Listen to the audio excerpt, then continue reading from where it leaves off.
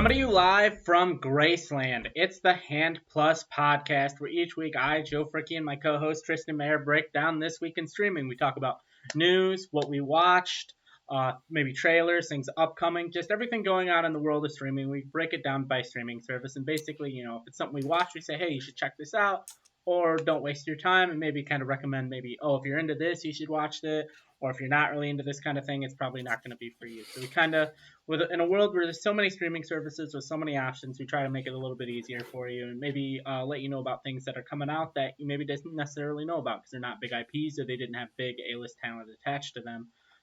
Tristan, I'm going to ask you the question I ask every week. What do you think of the Super Bowl? No, I'm kidding. How was your week in streaming? Yeah, unfortunately, I feel like the Super Bowl kind of took the headlines all of this week because there's a couple of things I watched this week for sure. But in terms of new releases and big drops, I felt like we were all watching one thing, and it was a good game, a really, really close game up until the last seconds, But yeah, I felt like I was watching that more than I was watching streaming this week. But I definitely got a couple of good hits in there. So I'm curious what you watched in between, the commercials and the Breaking Bad reunions and all of that stuff. So yeah. How was your week, Joe? Did you watch anything, or did you just watch the game the whole weekend? I didn't watch the game the whole weekend. I mean, I watched the game and went over to a friend's house and watched it. It's weird. I don't know, maybe this is the norm, but because, it's not something we've been covering. Our January and February just kind of slow when it comes to streaming. Like, sure, we got The Last of Us. I don't know if we're necessarily going to cover that this week. It's a good show. Watch it. I still haven't. I'm still like 45 minutes into the season 1 premiere. I assume Tristan's caught up. But like we got The Last of Us that's coming out, and as far as like big streaming things, there's no like big streaming movie that's come out that has attracted people. Mandalorian still comes out, is still 2 weeks away. Like, it just seemed like before we were just struggling to catch up, like especially in that July, August, September, October, November, it was just felt like trying to drink from a fire hose, and now it's like I'm struggling to look for something from each streaming service. So yeah, there's kind of the waves of that, like we're in that. It reminds me of back in the day when it was like, January and February is where the studios dumped their garbage movies, when you had like weeks in a row of just terrible horror movies coming out or like really bad rom-coms no one was going to watch. And it feels like we've kind of moved that to the streaming area now. Everyone has their Oscar drops at the end of the year and they're all spending all their money marketing those. And maybe now they're dropping some easy stuff that'll kind of keep their money flow, but not necessarily get all the headlines because right now you have the Super Bowl, you have the Oscars, all of that stuff. So I see the money's probably going elsewhere right now. But I'm curious as we go along. We're getting past almost into March now, so we'll see how it ramps up as we get towards award season and stuff like that. Yeah, I don't know. Like, I think if, as someone who recommends streaming stuff, I would say ultimately, like, if your family's strapped for cash, especially after the holidays, like, I think moving forward, if you're light on money, I think you could probably just ditch all of the streaming services except one, maybe keep one that's a bigger library, like Disney Plus, HBO Max, Netflix, and just be like, hey, we're going to just burn through and watch a lot of the stuff we haven't watched on here. Because I really don't think, especially like, the Last of Us is really the only show I would say like, okay, that's like a water cooler show. That's the show you don't want spoiled for you. So I would say like next year, if there's a big like show in January, February, just keep that streaming service and dump all the rest if your family's, trying to save money, because I really don't think you're going to miss anything.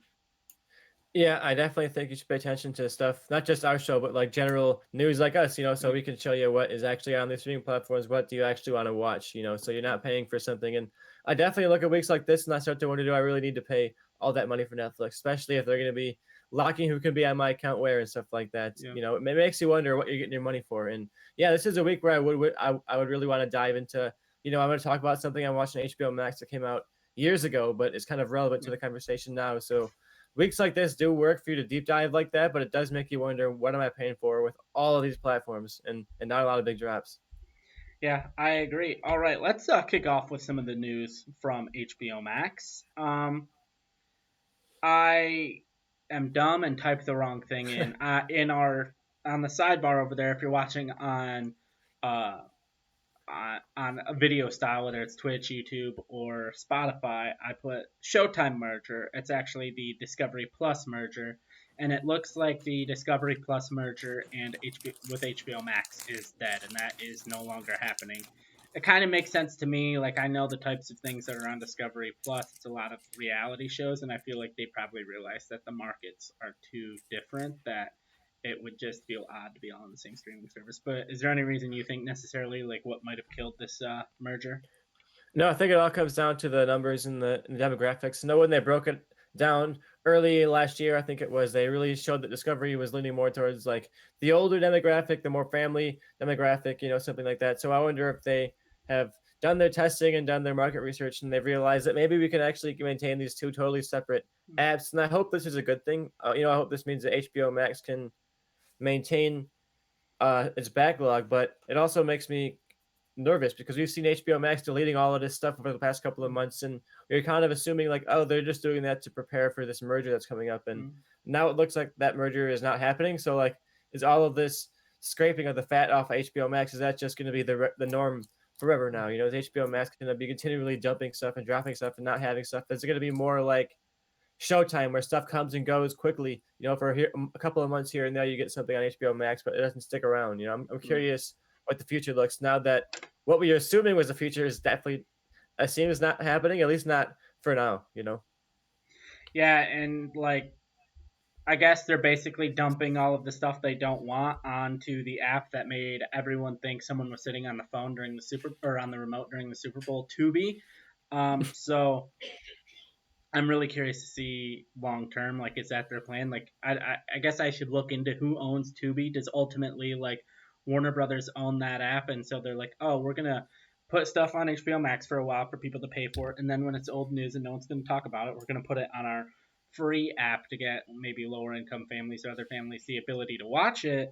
But also we're still going to make money on it because we're going to get ads. And if they came out and said like that's our business model, then I'd be like, okay, I kind of can understand that. But why not just have HBO Max be free with ads? So Yeah, I think the fact that Tubi and free apps like that are becoming more and more talked about and advertised might be a cool thing. Like maybe HBO Max is your premium thing. You pay for this if you want stuff day one. You want like the movie the day it comes out. You want the show the day it drops. But if you want to wait, you can just wait and get the free app. I think that's a little bit more understandable than like something like Netflix where it's, oh, you have like 7 different tiers and all these add-ons you can do, and that's kind of confusing. I feel like people know what they want and they know where it is, and I think I think that might work better for them. I'm curious as all these platforms figure that out. How do we charge more for different things, and how do we actually make this profitable? And I wonder if that's going to be their business model. The HBO Max is the premium stuff. You get this if you want to get stuff early, day one, no ads, premium stuff.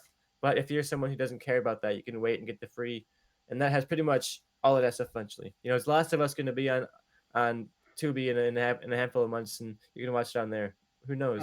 all right. So I looked it up while you were talking because I was curious, and maybe I was right. I was completely wrong. Tubi is owned by the Fox Corporation. It was essentially created by Rupert Murdoch and the Fox after the sale of all of their most of their assets to Disney. So they basically created their own streaming service after they sold off their assets. So it's actually owned by Fox, who now basically all they really own is, I guess, Tubi, Fox Sports, and Fox News. Interesting.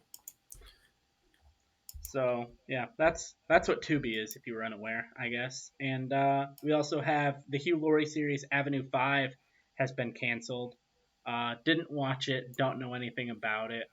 Just figured I'd let the people who do watch it know that hey, that's over. Sorry. Ouch. Yeah. And we also have Welcome to Derry, which is a kind of a prequel Pennywise series set in the 1960s. Says it's a prequel to uh, the movies that came out earlier a few years ago, and that's going into production on May 1st. So that should probably be out. My guess, depending on how many episodes, I would say potentially Halloween this year, but maybe more like a March or something next year. Yeah, I wonder what they're gonna do with that. I could see it even being in like the summer, because it was Yeah. sort of like this summer movie, like the heat of the summer was kind Yeah. of part of the movie, if I remember right. So I could see him doing like a June or July drop next Yeah. year, even. But I'm really excited for this. There was so much lore in those It movies and so much history that I think it'd be fun to explore that and see how weird they can get. Because there's so much you can get into the crazy cosmic side of Pennywise and the weird origins of that, and the coke fueled brain of Stephen King. So I'm curious to see how weird this gets or how just grounded horror it is. I'm curious how they walk that line. Yeah, I'm definitely interested in watching it, especially if it's the same quality of at least of the first It. I wasn't a fan as much of It Part Two. It just felt like the same storyline over and over and over, where one of the people finds something from their past, they go relive a moment from their past, and they flash back to the present day, and it's just like, I got it. You've now done this 5 times in a row, and it just wasn't the best. I think it was more the script than the directing or anything like that. I think the script needed a pass over to kind of rework it and have it not be edited or go through in that way. But we're not here to talk about it chapter 2. I'm curious how much it ties into those movies directly. You know, do we Yeah. see cameos, some people, those families, of those characters, or something like that? Or is it canon in the way that like Rings of Power is canon to Lord of the Rings if you squint at it correctly? You know, Yeah. Yeah, same. Like, are they bringing back Bill Skarsgård, or not Bill Skarsgård? It's or is it? I believe it was Bill Yeah, Skarsgård. but yeah, Bill Skarsgård. Like, are they bringing back Bill Skarsgård at least for like cameo? Because I don't know how much like Pennywise is really gonna factor in. Is he gonna be like a main player in it? Or because it's called Welcome to Derry, it really is just about the town, and you just have like the balloons and maybe laugh, and there's like him in the background where you could really just have like any body double, you know? Yeah, I can't wait to see it. You know, is Pennywise just lurking in the background, or is Pennywise there everywhere hunting them down? Yeah, Can't wait to see it. yeah. Also, last piece of news for HBO Max, we have Velma season 2 is moving forward. I only watched the first episode and I was out because I thought it was horrible. Tristan, I know you said you maybe would keep up with it. What are your thoughts on Velma season 1? Yeah, I watched a handful more episodes than you did. I didn't quite make it through the entirety of the season, but I gave it a shot. I wanted it to be good. I like kind of believed in like the idea of the project and taking Scooby Doo and turning it into like this adult humor sitcom. And I enjoyed the mystery setup of it. Kind of, I like the idea of like Thelma and like bringing the gang together over this murder mystery, and it had that Scooby Doo setting a little bit and the characters a little bit, but yeah, ultimately, I was not a fan of the show. The chance that I gave it wore thin pretty quick. A handful of episodes in, you realize that it just does not seem to like the characters all that much, and you can change the characters as much as you want, but it seems when you get to a point where you're changing them so much that it feels like you're looking at the camera and literally like insulting the characters and Mm, making fun of the way they used to be in the old show, and it just feels like in a way you're insulting the audience in some ways for even like watching it and liking the old show. I mm, feel like you got to balance the snarky humor while also kind of realizing that your audience is here because they like Scooby Doo, yeah, yeah, I And get that. I feel like this tried so hard to be edgy and cool that I forgot it was even, a Scooby Doo world show. And I'm curious if season 2 will balance that a little bit more. Now, I don't want to necessarily spoil like the end of season 1, but you do kind of get the gang more together than they were at the beginning of the season. So I wonder if season 2 is going to be more of a traditional Scooby Doo story with that snarky adult Scooby Doo or Velma humor. I think that might actually work. So season 2, I think, might have a chance to like look at the feedback to season 1 and actually turn this into like a better idea of the concept. So Yeah, I'll get back to you guys on season 2. I'll give it a shot. I know you probably won't, but no. I'll let you know how it goes. Yeah, like it very much just like from the trailer and everything about it reminded me of like it just felt like some executive at HBO saw the Harley Quinn animated show and was like, we need more of that. What other property can we do that with? And I think the difference is, at least from what I've seen of the Harley Quinn, I've seen pretty much every episode of that. I've only seen the first episode of Velma, but it feels very much more like the Harley Quinn show is a celebration of that character and all of the DC characters that it uses, where Velma feels more like it was ashamed of the characters and tried to change them as much as possible to where it didn't even feel like Scooby Doo anymore. Yeah, I think the fun of the Velma show could have been taking those classic Scooby Doo archetypes and throwing them into the modern world rather than trying to desperately change those Scooby Doo archetypes to fit the modern world. I feel like that kind of defeats the purpose. You know. True. True. All right, that kind of wraps up our news for HBO Max. I know there was a movie on HBO Max that you checked out. So, what were your thoughts on that? Yeah, given the Super Bowl trailer just dropped last night for The Flash, I've decided to spend the next couple of months leading up to that movie watching a handful of these old DC movies that I think are either going to be inspirations for The Flash, a crossover with The Flash, and a ton of them are streaming on HBO Max and different platforms. So this week I watched The Flashpoint Paradox. I believe Joe is signaling me that he's going to be walking away, but I see the signal. Yes, he's walking away. But I watched the Flashpoint Paradox. I had seen this before, but it's been a really really long time, and it seems like this is essentially going to be the arc that they use as the guidance for this new Flash movie. So I checked it out, and if you don't know the premise of it, it follows Barry Allen, who's the Flash, and you open it up, he's kind of hanging out with the whole Justice League and the whole universe as it is at that point. Joe's holding up the DVD, so showing that he has not just seen it, but he owns the DVD of this movie. So yeah, I was telling them that I'm watching this obviously because it's going to be the inspiration for this new Flash Yep. movie, but uh, it follows Barry Allen traveling to an alternate universe as in sort of this attempt to save his mom. I don't want to really get into all the details of that, but you've seen the trailer for Flash. You get the premise. You know, he goes to an alternate universe where his mom is alive, and all the other characters are different. And I think what this movie does well is giving you those strange alternate versions of all these different characters. You know, you get the iconic alternate Batman where it's not Bruce Wayne, it's Thomas Wayne, and you have kind of like the Martha Wayne who kind of loses her mind and becomes a Joker. I think those are alternate characters that are so interesting, and they have that mythology of like, oh, what could they be, and you want to explore them a bit more. I wish this movie could have balanced a bit more between like being the story of the Flash and his lesson that he learned, while also setting up this new 52 kind of universe that DC is going to do, especially with only like what not even half 90 minutes long. It's like 80 minutes.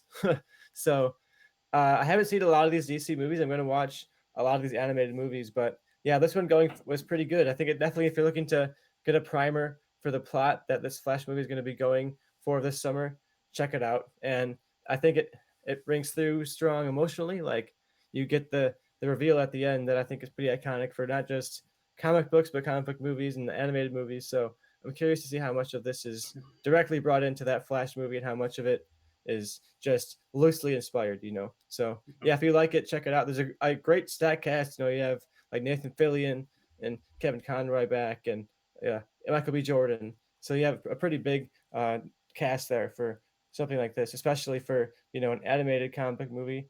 I think DC definitely takes them more seriously than Marvel does. So if you are interested, this is a great place to start. I think.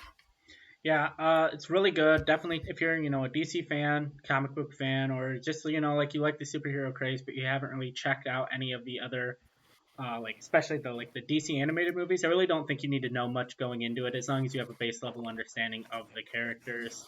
I think that'll be fine for you. Like if you've watched all of the live action DC movies that have come out, you'll have more than enough knowledge to understand that movie. Um, but yeah, it's really good, really worth checking out. The ending makes me cry. They can't really replicate the ending in the new Flash movie, and I don't really expect them to.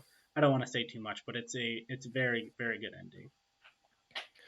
Yeah, I'm definitely looking forward to watching more of these animated DC movies, and this was a great jumping off point for me. I think because it introduces you to the idea that DC can kind of do or be anything. So when I'm going to be going off all over the gambit here, whether it's Batman fighting the Ninja Turtles or Superman becoming a communist. So I'm curious to get through all of the various DC movies I have not gotten myself the chance to watch yet. Yeah, I've read Superman Red Sun. I have not watched the movie, so I'm very curious to see what your thoughts are on it because I really like another one with a great ending. I will say that. So Yeah, I but I can't don't know wait. if the animated movie copied the ending. Yeah, I'm definitely looking forward to that, Joe, and I hope that you'll join me along on some of the ones that Yeah. you've seen. Because I know you like this one a lot, and Have you've you seen a couple of the ones along the way. have you watched Under the Red Hood? Under the Hood, I have seen. That's Okay. going to be on the list, of course, because that's such an iconic Batman animated story, and so I'm definitely looking forward to watching that again. But yeah, that one I've seen. All right. All right. Awesome. Anything more you want to say about HBO Max before we move on? Nothing else. I just realized D. Bradley Breaker. We got him. Season pop every single week on this show. Yeah. No What was matter, he? no Who matter did what he platform we're voice in talking this? about. Who did he voice in this movie? He voiced Ichiran the Demon. Oh, okay. Yeah, I got you. All right, so moving over to Amazon news, we have Knock at the Cabin, which just came out in theaters like a couple days ago, a couple week ago. Well, will be streaming on Amazon Prime February 21st. So if you couldn't get out to the theater, it'll be at your house in just over a week. So That's the craziest turnaround I've ever seen. That's got to be like a record right there. Like that's the same month that it came out, yeah, I think, in the theater. But yeah, I watched Knock at the Cabin. I really liked Knock at the Cabin. I think if you're an M Night Shyamalan fan, you'll love Knock at the Cabin. It's one of his better movies for sure. It doesn't necessarily have as much of the crazy, insane M Night stuff. Not at least at the beginning. I think there's some big swings that I would like to question. So if you have a good chance to watch it, Joe, I'd like to get your take on some of the M Night swings that he takes here. But yeah, I think it's a nice, tight, focused thriller. If you don't know the premise of it, it's this couple and their daughter go out to a cabin in the middle of the woods for a nice vacation, and then Dave Bautista, Rupert Grint, and a couple of their friends show up in the middle of the day with weapons and sit them down, tie them up, and say, "Look, we have a choice. You either have to sacrifice someone in your family, or the world is going to end. And each night you don't sacrifice someone, one of the seven plagues is going to like reap itself upon the earth. So of course the first night they say, let's not do it, let's not do it, but then you kind of wonder, they start to question themselves, well, if you don't do it, are we responsible? And you get that kind of moral dilemma of them spending that night together and saying, well, are we responsible for something if it does happen? Is Even if this is crazy, are we still responsible for that? And I like that moral conflict. I think M. Night Shyamalan always engaged with faith and morality in interesting ways. So I think if you like M. Night, or you think that premise sounds interesting, I think you should definitely check it out, because it's a really tight, fun thriller that has some of the M. Night swings, but it's not quite as crazy as you might be fearing for him. All right, and also speaking of quick turnaround, looks like Magic Mike Save the Last Dance will be streaming on Amazon Prime February 28th. So you couldn't, Streaming on Amazon Prime is that's a pretty big turn right there. yeah.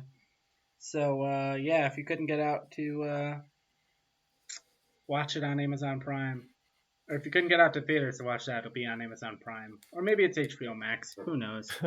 But it'll be there April or February 28th. Yeah, I can't wait to watch that one. Maybe it's a guilty pleasure, Joe, but those can be some fun movies, to check out with your girlfriend. It's a good girlfriend watch. Yeah, definitely. It's I'll be there for Selma Hayek. That's it, of course. All right, and then also some other news. We have Spider-Man Noir, a live-action series ordered to Amazon Prime based on the comic. People might know the character if they watched Spider-Man Into the Spider-Verse. There was a version of Spider-Man Noir voiced by Nicolas Cage. We don't really know much. It's produced by Lord and Miller. That's mainly where I've got the news from. Is their Twitter accounts.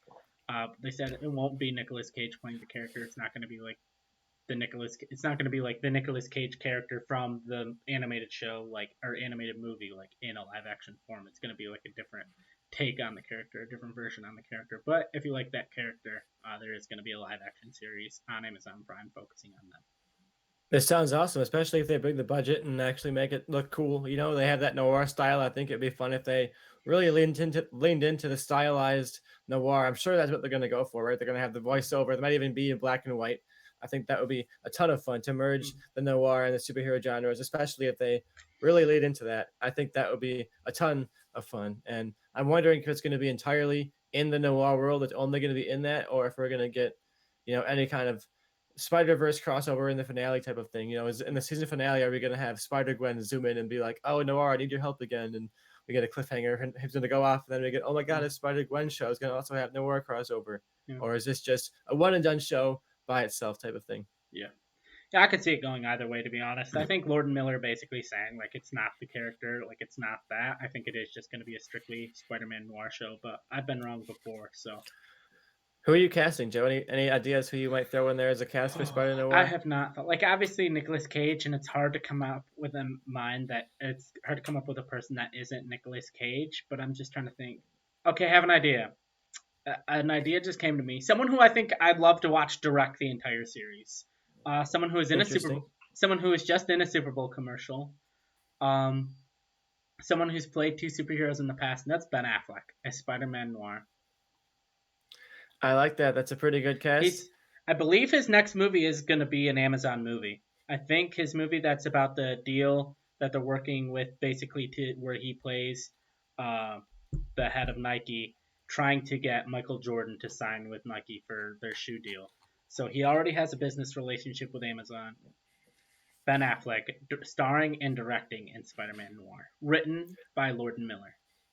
That's a really, really good pull. I think that's a good call for sure. My mind first went to John David Washington. I feel like Tenet, he had that like spy thriller looking Tenet. I feel like it would be really fun to turn that. Even in Black Klansman, he had that like detective Yeah. kind of pushing the. He was by the books, but he also would push the boundaries a little bit. So I would love to see him play it straight and be in a classic noir thriller. I think it would be a fun casting for sure, and I think it would be cool to see him brought in as a Spider-Man. I think it would be interesting to cast him too because I feel like when you cast a black person as Spider-Man, it's always oh they got to be playing Miles Morales, but but I feel like why does it have to be like that? You can cast Spider-Man noir as anybody. So I think that would Yeah. be a good casting. Yeah, I'd be down for that. All right. And you didn't watch anything on Prime. Nothing on I didn't Prime, watch no. anything on Prime. So let's move over to Netflix news. We have Matthew McConaughey is going to voice Elvis in Agent Elvis, which is basically going to be a 2D animated series where Elvis is a rock star by day and vigilante by night. This is one of those shows that I think could be great. It could be like the next BoJack Horseman, or it could fall flat on its face. Could be bad. No one watches it. No one cares, and it's one and done, and no one even remembers it exists a year from now. Yeah, I think it could be something like Archer. That was my first thought. I Yeah. feel like I go for like an Archer tone or an Arch. I think, but I do feel like this could be a ton of fun. If Yeah. they really lead into the fun of it and the double life of it, and play it. I always say play it straight, but I feel like that's kind of the fun of it. You don't want them to be constantly making a joke of the fact that it's Agent Elvis. I feel like the fun's just going to be the fact that it's Elvis doing missions, and if they have to keep looking at the camera and being like, "All right, all right, all right, I'm Elvis doing missions," it's gonna wear thin pretty fast. Yeah. So I feel like it all depends on the tone and how well they balance the absurdity of it with the winking at the camera of it. Yeah. Yeah, I definitely agree there. It's going to have to be fun outside of just being Elvis doing missions. We also have Uncoupled. The Neil Patrick Harris show has been picked up by Showtime after the Netflix cancellation. So if you liked Uncoupled, sad to see it go. It's going to be picked up on Showtime. So hopefully you have Showtime as well.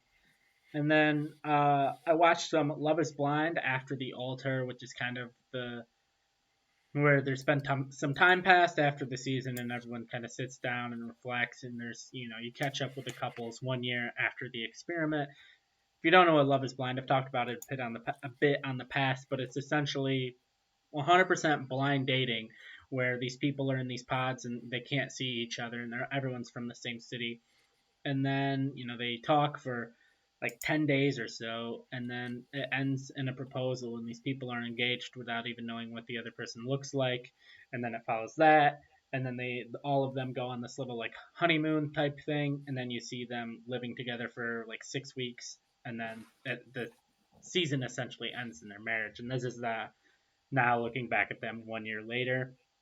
My fiance and I were talking about it. Is they flew too close to the sun with season one. They had like the picturesque, perfect couple in season one that was basically the star, and everyone feels like they're trying to copy them instead of doing their own thing. And so we're kind of like, I feel like this show needs a reshuffling. It needs to mix things up. It needs to do something because we need to stop having couples trying to be that couple instead of just being their own thing. Yeah, I think that's the key of a reality show is you don't want to repeat yourself, and Mm-hmm. you want the formula to be there, but as soon as you start being repetitive, that's when you lose the Yeah, audience. They're going to go for the next new exciting thing, and yeah. all of a sudden it's going to be gone. So I'm curious Yeah. what you'll think as you go along. Yeah, so as far as After the Altar, if you like the season, check it out. If you didn't like the season, nothing mind blowing really happened. Everyone that was crappy to the person that all of the audience is like, they're still crappy to him. I don't want to spoil. His name's Cole. The audience loved him because he was a good dude who just got put in a bad situation, and he gets crapped on for no reason because the woman he's with lied, and she's also best friends with all the women on the show. But no one that doesn't watch Love Is Blind cares about that. However, there's a movie you watched that got a lot of talk on the Instagram Reels and the TikToks because the oh so great chemistry of its two leads on the red carpet promoting the show, and that is the Ashton Kutcher Reese Witherspoon rom com Your Place or Mine. Yeah, if you were on Twitter at all or any social media the past couple of days, that was the only reason I even knew this movie existed. I saw that and I thought, oh, is this some image somebody pulled up from some early 2000s like rom-com red carpet that I missed about? And I look it up and I'm like, oh no, that's a movie that came out this week on Netflix. So I decided, you know what, I hate myself. I'm gonna go ahead and watch this movie. So, yeah, if you see that picture, you know there was very little chemistry between these two lead actors on the red carpet, and if you are not surprised, that carried through to the movie as well. It's a pretty generic, loveless love story here, called Your Place or Mine. Ashton Kutcher and Reese Witherspoon are the stars of it here, and they're two best friends, but they're totally not into each other because they're totally opposites, Joe. The personalities are just so What? different. They've never One of done them that is so before. organized and type A and, really into work. And the other one, they're so laid back and they're so chill. They're totally not like that. So how could they ever be together? Can I make a guess? Can I make a guess? I could be wrong because honestly, I could see it go either way. I'm gonna say Reese Witherspoon is type A and organized, and Ashton Kutcher is kind of chill and laid back. I think you look at that, Joe. You guessed it correctly. I think you're correct. All I think right. it's one thing that's interesting about this though is that we do kind of open in a flashback where it's kind of them when they're young and they first meet and they do hook up, so you get like a 20-year later flashback where they meet in a hookup and then 20 years later they're kind of best friends, so it's like they already have a sexual history but now they've had 20 years of friendship in between that, so it's a little bit complicated, I guess, to make it a little bit more interesting. And the premise of the movie is that they swap houses, he moves into her house, she moves into his house for a week just to prove they can do it, because the personality just clash so hard. They want to show they can do it. And now that they're in each other's houses, they start to think about, what they might want from each other and what they might want from their relationship and get closer and closer with each other to, who knows, maybe be falling in love by the end, Joe. Maybe that might be what happens. But yeah, it's a pretty fine romantic movie, I guess, and if you're into both of these actors, you get some solid performances from both of them. But I feel like the problem with this is that you can get great performances from them like pretty easily, And this would have been a better movie if they had like deeper cut actors, something like where you pull, Freddie Prinze Jr. out and you put him in this movie. I think that's more interesting than someone where you can, Reese Witherspoon has award-winning performances on HBO Max from like a couple of years ago. This is not exactly a deep cut actress, so I think it's fine. But it's just for the cast, they could have been better, or they could have just cut deeper and give us someone more interesting in the two lead roles because it's just nothing special right now. I guess it was a fine start to the year, but so far Netflix, you're not impressing me, guys. All right, so you got two movies in, and you're not impressing me. What's with Netflix's romantic comedy casting department? Because their last two, which was Your Place or Mine and You People, the main two things everyone talks about is that the leads had zero chemistry with Jonah Hill and Lauren London, and now you have Reese Witherspoon and Ashton Kutcher. Like, I think it's just kind of funny that Netflix's two rom coms right in a row that people are talking about the same thing for both of them, and that's the Yeah, only thing people talk about.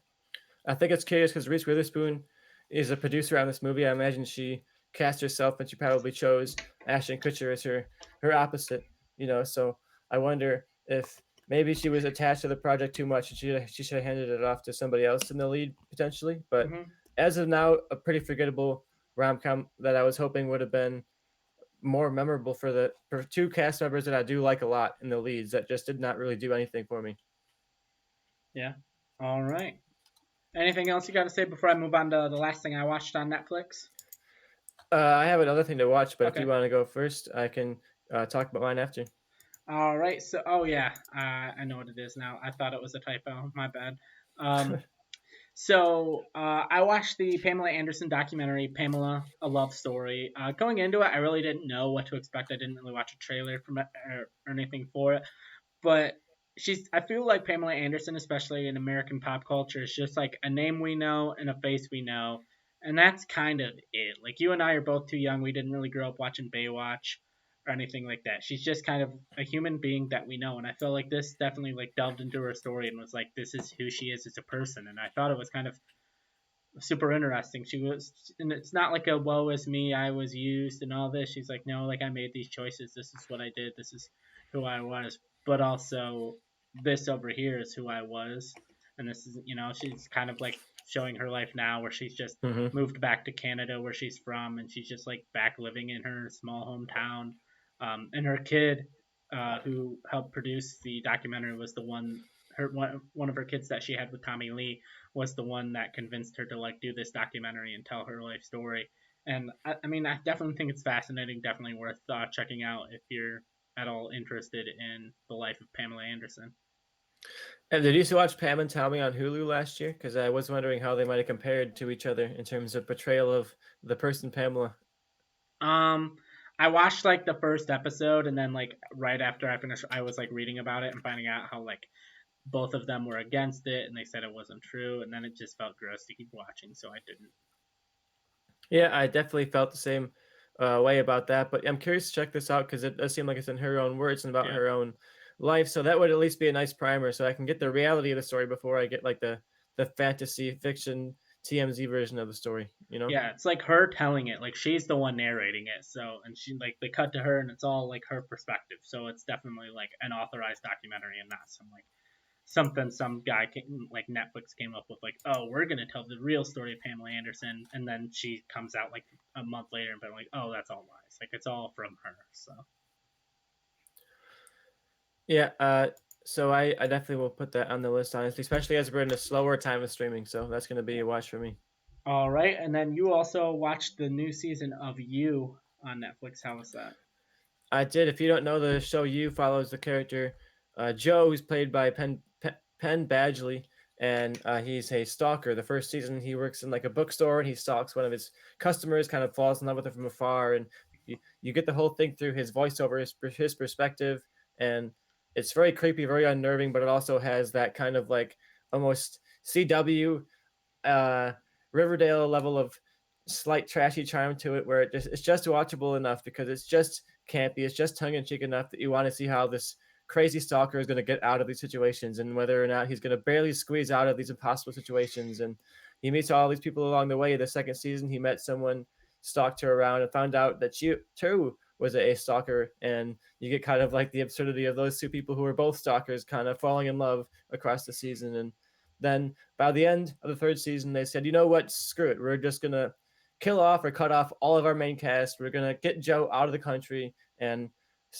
start over from fresh. So season 4 starts over from fresh. You know, it's a amount of years later. Joe is now out in Europe working as a professor at this prestigious literary school. And he's been kind of quiet and keeping to himself for years. But now someone among the employees of his school gets killed off, and Jost realizes there's a serial killer among the teachers or among the students of this school, killing off people one by one, and takes it upon himself to solve this whodunit among the teachers and the staff of the school. So it's kind of a fun irony where Joe, the killer we followed 3 seasons now, is now stuck as kind of the mouse in this cat and mouse game, and he's trying to figure out who the killer is, who he can trust as people are being killed off one by one around him. So it's an interesting premise. I think it's cool that they kind of dropped all the other characters and rebooted it and said, let's do something new with this. I think it's a little bit on the nose, you know, like all the teachers and the professors are like these really pompous people with these pretentious accents talking about like these high art things, and you get like they're very broad characters, you know, you're not exactly getting complexity with the supporting cast on this show. So I think that's a little bit lost. Like some of the supporting characters in the previous seasons are a lot of fun to watch, even if they weren't complex, they were fun. And some of these people are just kind of one note supporting cast there to get killed off. And this is only the first half of an entire season, so we still have to kind of get the full resolution of this mystery and see how that plays out. So I'm curious, only a month away from the second half, how this is all going to play out. But a pretty solid revival of You. I think it doesn't necessarily capture all of the great tone and fun of the previous seasons, but I think that might have been a cost of the change. You know, when you shake things up that big, there's going to be stuff that you kind of leave behind. So I'm hoping that by the end of this season, they've figured out the tone again or whatever it's going to feel like and see how it goes forward. I wonder if this is the final season or if they're going to do another season after this. But so far, all right. And yeah, I'm liking it. It's honestly a good fresh start. So if you haven't been watching the previous seasons, you can just jump in right here and follow along fine. All right, yeah. I've heard a lot about it. There's a lot I need to watch. I don't know if You is necessarily like a show I'd gravitate towards, but I know a lot of people will like it. So yeah, if you haven't watched it and what Tristan said sounds interesting to you, I've heard positive things of the entire series, so I definitely check it out. Yeah, it's definitely a show that I didn't think would be made for me, but a couple episodes into the first season, I was Sure enough, I was sold and having a great time with the fun of it. So, yeah, definitely give it a shot if you're looking for something that you can binge through and have a good time with. All right, and you ready to move over to some Disney Plus news? I'm ready. Where are we going, Joe? All right, there's some good and bad happening over at Disney Plus in the background. No real story like as far as projects or anything news, but there's been some mass layoffs. There's reports of like a big drop off in Disney Plus, like their viewership went down 3.18 million, I believe. And then I looked into it, and it's like, well, I guess they lost the rights to cricket in India and Southeastern Asia to Viacom, and so, or no, the numbers went down like 2.6 million worldwide, and everyone's like, "Oh, Disney Plus is losing it." But then you look, and they lost 3.18 million subscribers in India and Southeast Asia, but they gained like 200,000 in the United States and Canada. And so basically, other than that region where they lost the rights to cricket, they've gained viewership. Maybe not as much as Disney Plus would like, but I don't think that number of, oh, they've lost 2.6 million is 100% accurate if you look at the full picture. Yeah, it's definitely a mixed bag week for Disney. You know, they had those kind of interesting numbers, but a big drop off uh, Right.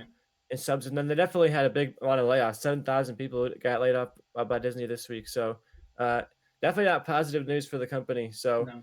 we'll see how much this restructuring, especially with a change of leadership, will affect all of this stuff, because it's fun to talk about these shows and these platforms and compete against each other. It's easy to remember that there is like a lot of people's livelihoods that Yeah.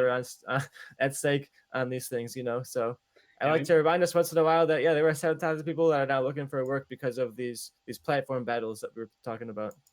Yeah, and then we also have here like a lot of the sequels announced. Like Disney announced that, oh, they're doing Frozen 3, Toy Story 5, uh, Zootopia 2, another Zootopia one. 2. A lot of, and people are like, oh, Disney's making all these sequels. Like, why do they keep making all these sequels? It's like, well, because they dropped Strange World, and that was one of the biggest bombs of all time.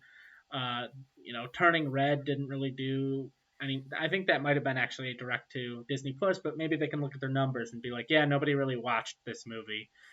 So if the only movies people are showing up to watch are the sequels and the big IPs, then it kind of forces their hand. Yeah, it's definitely a rough day to think about, you know, mass layoffs, all Uh, sequels. But yeah, I'm wondering if all of these are going to be to the theater. I'm assuming that they are, especially yeah, when you pair with the news of the Disney yeah. Plus numbers. You know, Toy Story 5, Frozen 3, those feel like stuff you don't put that on No, Disney no, Plus. those are definitely going straight to streaming. But I thought it was relevant to bring up just because it is Disney related, and they'll ultimately be on streaming. And maybe we're a little too quick on the trigger last week to name the head of Disney Plus our MVP of the week, because we're like, they don't have any bad news, and then like the next day it was like mass layoffs, numbers down 3 million, and we're like, oh, whoops. Oh well, Yeah, yeah. what are we Well, gonna do? what are you gonna do? I guess we're gonna wait and see. I'm excited for these sequels. I love Toy Story. You know, curious to see Yeah. how they bring that back. Frozen 2, I thought was a really surprisingly good sequel. I'm really looking forward to Zootopia 2. I love the first Zootopia. You know, I'll be there for these movies. Where's my Moana 2? That's what I'm That's what we saying. need. Moana versus Black Adam. I'd watch it. All right, and something I watched, I believe you watched too. I don't fully know. Was Bad Batch had like their mid season kind of drop where they dropped 2 episodes, and I will go out and say these were without a doubt the best 2 episodes of the season, maybe the best 2 episodes of the series. Thank. Definitely very plot heavy, very much tied to the Star Wars lore. If you're a Star Wars fan, I feel like this show is on par with season 7 of Clone Wars as far as darkness. There's Even when they have like a quote unquote like kiddie episode, it's still not as kiddie as like the Star Wars Rebels kiddie episodes or Star Wars Clone Wars kiddie episodes. Like they're just not as dark Hmm. as the other episodes, and a very politically driven episode. As far as like Star Wars politics, I don't know necessarily. I mean, you could say like treatment of soldiers or how we treat our veterans politically, but I feel very much like tied to Star Wars politics. I just the Bad Batch themselves aren't really in the first episode that came out. They're more in the second episode. But yeah, really, really great all around episodes. But it's kind of like they have to tell you this first episode so you understand the second episode. Yeah, I'm really liking Bad Batch this season. I haven't been seeing as much engagement with it on social media, especially compared to all of the other Disney Plus shows. So I'm hoping that it at least did well enough. I hope when Yeah, people are watching this, because I have a lot of mixed feelings about the other Star Wars shows, but to me, this has been a lot of fun. Even the filler episodes that aren't necessarily furthering the plot have all kind of brought us to a fun corner of the galaxy and showed us something cool about it, whether it's just even a couple of cool creatures or things like that. I enjoy that this show doesn't feel the pressure to always deliver the plot when it's having an episode.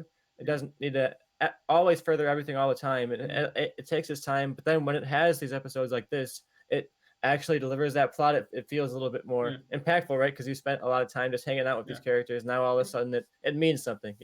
And I don't want to spoil anything, but you kind of needed the lack of plot. You kind of needed the characters to not advance for one of the final moments in the second episode to work and make sense and be as emotional and make as much sense as it did. Yeah, I think it definitely pays off, and it felt like a slow burn that actually was warranted. Rather than just feeling like you were sitting there wasting your time, you actually felt like you Mm, were building time with the characters and realizing their mental state before you even got to the point where you knew you wanted it. yeah. And then I believe you watched. I believe this is in preparation for Ant Man, Quantumania. You watched Ant Man and Loki, I both. I'll let you talk about those.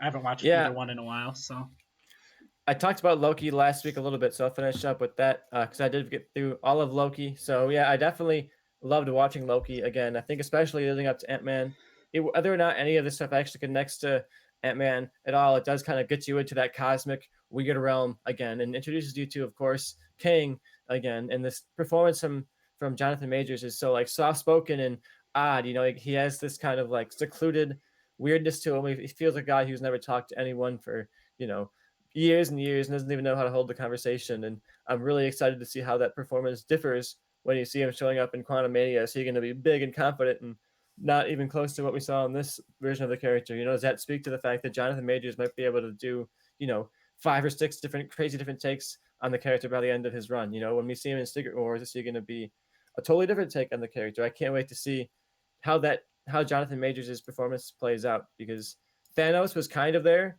in the Infinity Saga. He popped up for a couple of post-credit scenes. He was kind of there in Guardians, but I never felt like he was an actual presence in the plot of like the Marvel Cinematic Universe. He was just kind of there for a couple of scenes, and I think they're trying it differently here. They're going to have Kang be an actual presence within the narrative throughout this entire phase and directly influencing the plot and the characters from the start. So I can't wait to see how that plays out. And yeah, Ant Man, I love the first Ant Man. It's in my top 10 of, if not top 5 of the Marvel Cinematic Universe. It's a completely fun, watchable superhero story, and it exists just kind of on like the peripheral of the Marvel universe. It's like you feel like it's a universe that has superheroes. Falcon shows up, but you never sit there feeling like, okay, where's Iron Man? Why isn't this guy showing up? Why isn't this happening? The scale is small enough that it makes sense that it's only Ant Man.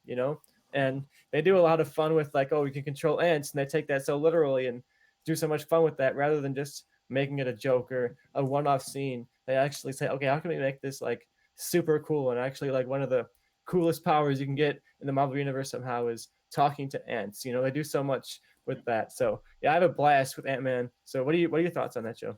Ant Man to me, I've said it before, probably even on this podcast, but it's just in conversation that to me, Ant Man, not the best Marvel movie, but it's without a doubt, in my opinion, the most rewatchable Marvel movie. It's fun, it's light, it's not world-ending stakes.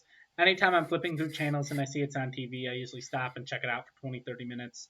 Um, it's one of great, just quotable like lines, whether they're product placement or not. Of Baskin Robbins never forgets. Um, I kind of wish they kept this style with Ant Man, just like small stakes, guy just trying to, do jobs, do heists to, stay, around his daughter and stay out of jail. And guy who's essentially doing bad things for a kind of a good reason. And maybe you could advance to like the first movie, he's working for criminal or like doing criminal stuff. And then as he's advancing, maybe he's doing missions for the government or for Shield or something, but it's like ultimately still a heist movie at the end of the day. Granted, I don't know. I haven't seen Quantumania. Maybe it is kind of a heist movie, but it is feeling like this big, epic, grand scale of a potential heist movie.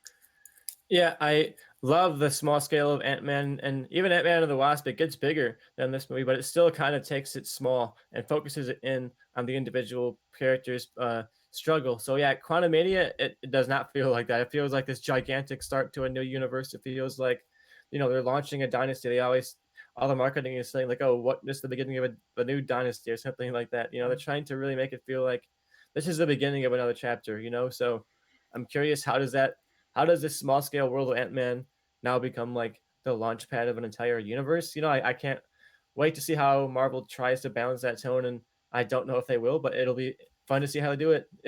Anyway, Yeah, for sure. I'm definitely excited to check it out. I think my fiance and I are probably going to go to the theater this weekend and watch it. Anything you got to say about Disney Plus before I move on to the final Disney Plus topic? that's all I got, Joe. That's all I got. All right, so I watched Marvel's Assembled: The Making of Wakanda Forever.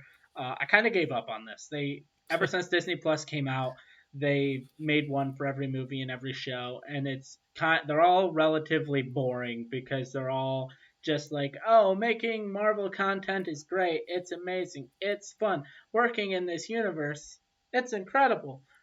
I love it. And then they'll focus on like one aspect that's relevant to that movie, whether it's the costuming or the stunts, or just like they'll really hone in on one aspect of movie making for that. And they're just talk. It's always just how making Marvel movie. And for whatever reason, I was drawn to this one. I'm like, I haven't watched one in a while. I need to watch something for Disney Plus. I watch Bad Batch, but we talk about Bad Batch every week. I need something else to watch. So I was like, you know what? I'm gonna watch this one, and I'm gonna say I think it's arguably the best one because they couldn't talk about how great making the movie was. Hmm. Because of the death of Chadwick Boseman, they always just ignore all of the problems in making the movie. There were struggles. There were times where the writer director just threw his hands up and said, "I don't know how we're going to make this work." And they basically weren't allowed to do that for this movie. They had to talk about the problem, and the main problem was that the lead actor that was in the previous one is dead, and how do we move forward? And and I think that allowed it to be an actual good. Like, it's unfortunate he passed. Like, I'm not saying like it. I don't know how to say this tastefully, but his passing allowed this one to actually be good because Hmm. they were forced to talk about the problems they had making this movie. Yeah, I think it's less about his passing and more about the focus, and I think that speaks to the movie itself. It felt like his passing hung over every scene of that movie. The grief of losing You know, Chadwick Boseman felt like it was present through every conflict and every beat of the plot in that movie. So it makes sense that the making of would also focus on that. Were there any interesting tidbits about, ideas they had? Did they talk about like the conflict of, do we recast? Do we bring in Shuri? Did they no, talk about that at all? they didn't really talk about that. I mean, one thing I thought was interesting is Shuri basically said, like, in the comics, her character becomes Black Panther, and she always kind of assumed that's where her character would end up and where she as an actress would end up, but she didn't predict it would be this soon at all.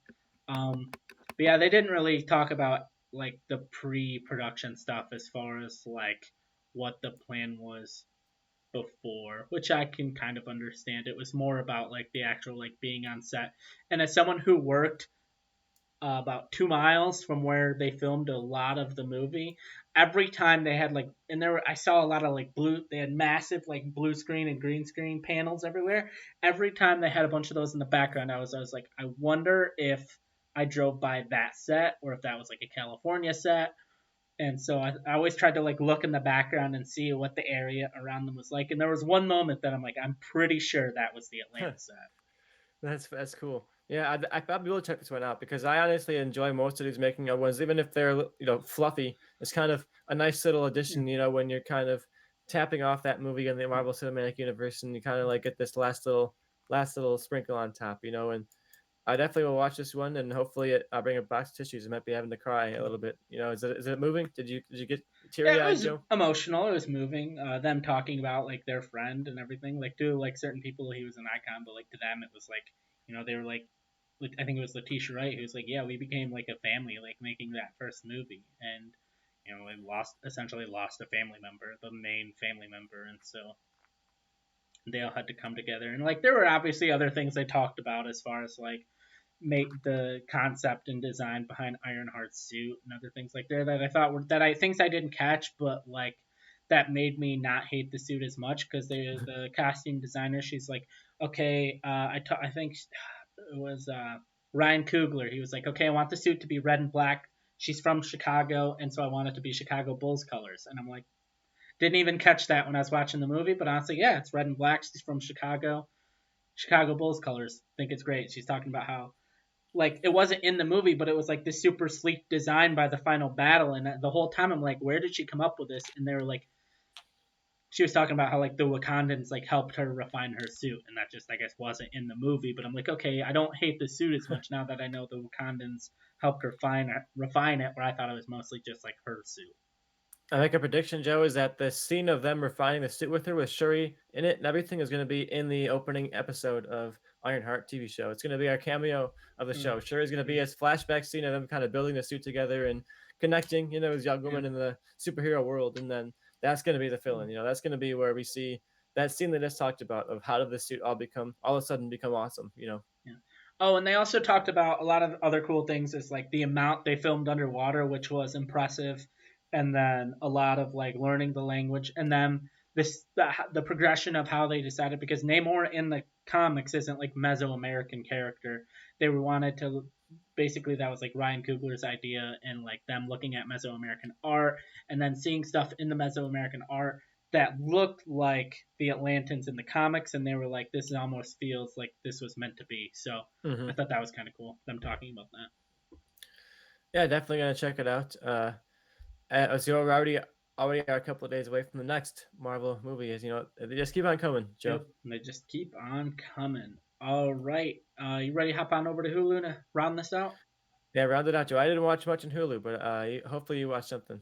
I watched two things. So we got first bit of news. Bob Iger has come out and said he's open to selling Disney's portion of Hulu. So Hmm. I know NBC, I believe, has a large stake in it. So I don't know with certain things how that would work out, especially for like some of the Marvel properties that are on Hulu, may be part of the negotiation where certain things they would want to bounce over and move to Disney Plus. Certain things that I watch on there, like How I Met Your Father, which was tied to How I Met Your Mother, which was, I believe, a CBS show. So I don't really know how certain things, how that would work in negotiation. I could see Disney Plus buying out NBC's stake and then just essentially selling the name Hulu.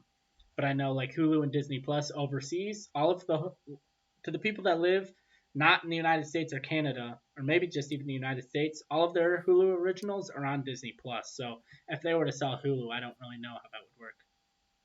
Yeah, I definitely think if Disney does sell their portion of Hulu, it's going to be a good buy for whoever has it. I would imagine some Hmm. studio who doesn't necessarily have a platform yet would rather buy a Yeah, recognized name than try and all of a sudden launch some new platform with a yeah. new name. So we'll see how it goes. And I wonder when he says open, does that mean he's talking about it, or does that mean he's might maybe happen sometime? Yeah, yeah, that's the thing. It could go either way. Either they're in active negotiations, or he's like, hey, if the right offer comes along, if someone like Showtime, who has their service, but it's not really their own service, they more just piggyback on others, come to him and say, hey, we want to buy Hulu for $100 billion, he may be like, all right, well, can we move all of our originals off Hulu? You keep all the rest of the deals, and we'll just keep this train rolling. Yeah, give me a call, Bob. I'll give you $20. I got you. Yeah, for sure. All right. One thing I started on there, it's a 3 episode docu series. I only watched the first episode, but I really enjoyed it. If you're a true crime fan, definitely check it out.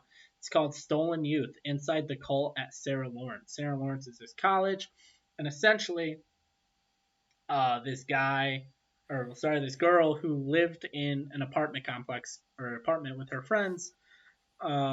She was always quiet. She wanted to be a lawyer, and she was always telling her friends like basically anytime she talked, and the rare time she did talk, she talked about her dad, and her friend says she basically talked about her dad as if he were James Bond. He's always going on these missions, but somehow he ended up in jail, and he shouldn't be in jail, and that's why I want to be a lawyer, so I can free guys like my dad from jail. And then he gets out, and she's like, hey, would it be cool if my dad stays with us for a couple days while he gets on his feet? And everyone's like, I mean, I guess that's fine, whatever. If he's your dad, yeah, we can help him out. and then systematically, slowly, one by one, he essentially like mind controls them and warps their brains and essentially gets them to like listen to everything he says and do everything he says. He's talking about how he's met Rudy Giuliani and Mikhail Gorbachev and all of these like high profile guys, and he has pictures of him with like proof that like yeah, he's met these guys. These aren't just like tall tales that he's telling. And he slowly, and then he essentially transforms this college apartment into a sex cult. And this all like went down in like 2009. Or it was like it lasted for like 10 years. It went from like 2003, 2004 to like 2009. And so Wow. I've been it's a wild story. It's very interesting. I'm definitely going to continue watching it, but I thought I'd just let other people know about it. I haven't seen too much talk about it. It just came out not that long ago. And another show, my I'll fiance. definitely be Yeah, watching that one, Joe. yeah, So thanks for the recommendation. That's definitely gonna be one to check out because it sounds really, really fascinating. yeah. It's like 3 episodes, like 45 minutes to an hour a piece, so it's not like an insane watch. Definitely check it out. Another show my fiance and I have been watching. It's not a Hulu original, but it is. I can't remember what network it streams on. I want to say it's like Fox or ABC, but that could be wrong. Called The Parent Test, where essentially these different parents who all have their own parenting styles are all given the same situation where like a stranger knocks on their door and asks to come inside, and like they have hidden cameras in the house, and like you watch like do the kids has their parents parenting style a lot basically prepared these kids for the right situation, and then each week the other parents like vote for a couple of the parents to advance, and like I don't remember if the finale's aired yet, but like if you're a soon to be parent or you're a current parent, or maybe you just want to see if your parents messed you up at all, I think it's kind of an interesting show to watch. It's not like going to change the reality TV landscape or anything, but I think it is an interesting, fascinating show. Yeah, definitely appreciate the recommendation, Joe. I'm glad you come in to give us the reality show cuts that I definitely would not have even looked at clicking on.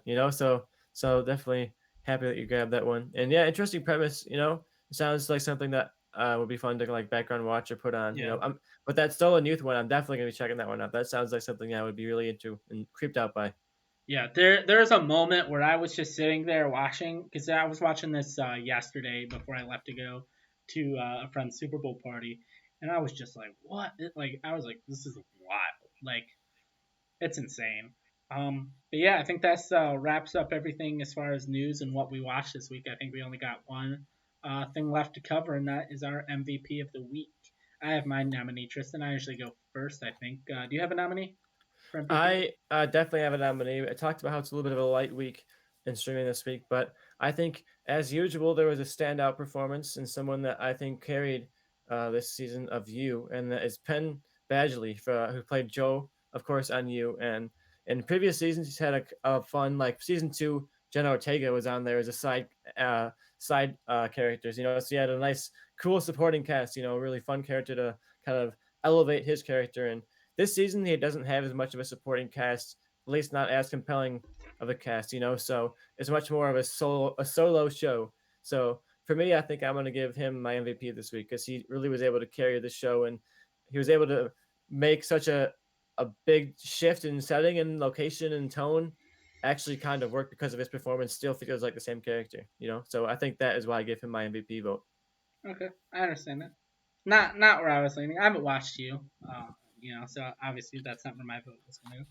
But if you want to talk about carrying a show, I mean, Penn Badgley is only playing one character. You can focus, you can train, you can give a good performance to one character. My nominee is playing basically every character on the show, and my MVP of the week nomination is for D. Bradley Baker, who basically plays every single character on the Bad Batch except for maybe two or three various characters an episode.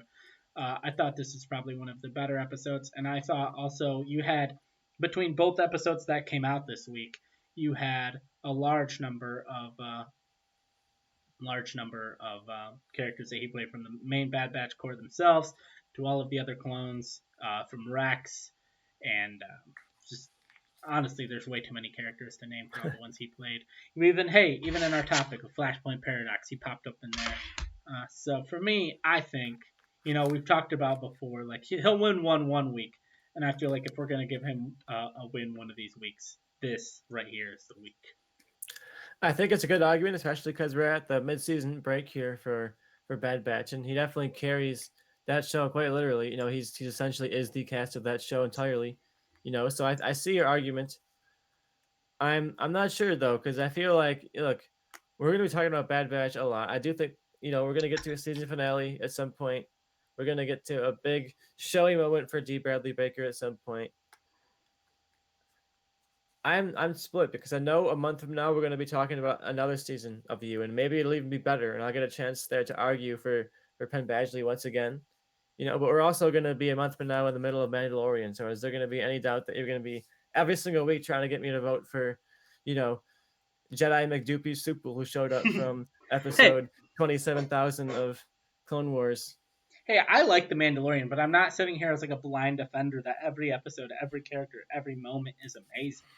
There could be a time when I'm like, yeah, I don't know if anyone on the Mandalorian really like, because I talk crap about Book of Boba Fett. I don't think there's a single week where I would have given anyone from Book of Boba Fett MVP of the week. Maybe I would have said the character of the Mandalorian in like one of the final episodes, but especially in those first 4 or 5, I don't think there's anyone where I would have said they're the MVP of the week. All right, you know what? I'll go for you, Joe. I'm gonna give you the D Bradley Breaker win this time. I'm gonna hold it over you though. So a month from now, when we got March 9th and we're talking about the next half season of you, I'm gonna remember Hey, that I gave you this win, and we'll see how it goes. hey, maybe I'll catch up on it, and I'll be the first one to say, hey, I know you want to give it to the Mandalorian, but I believe in my heart it should go to Penn Badgley from you. So with that being said, our MVP of the week for February 13th, 2023 is D. Bradley Baker from The Bad Batch, currently streaming on Disney Plus. Good for him. He has a lot of performances. You're right. He did double whammy on us this week, so I feel like that pushes him over a little bit for the win. Yeah. All right. I think that wraps up our show for the day, for the week. We shall be back next week. If there's any shows, any movies, any news, anything you want us to talk about in the world of streaming, tweet at us, DM us, message us at The Hand Plus. That's at TheHandPlus. And we will talk about it unless we don't find it worthy, and then we will. So yeah, if you want us to talk about something, talk to the hand. And without further ado, Tristan, one final question. Oh god. What do you think your ranking of Ant-Man and Quantumania is going to be at if you had to give it a letter grade? What's your prediction? Look, I'm feeling like it's going to be a strong C. It's going to be all over the place, but there's going to be some crazy. They're calling it Star Wars, they're calling it Dune. I feel like they're going to go for some crazy visuals. So get yourself under the right influence, and you might have a good time for this movie. I think. All right, great. Can't wait for some horrible CGI. Goodbye.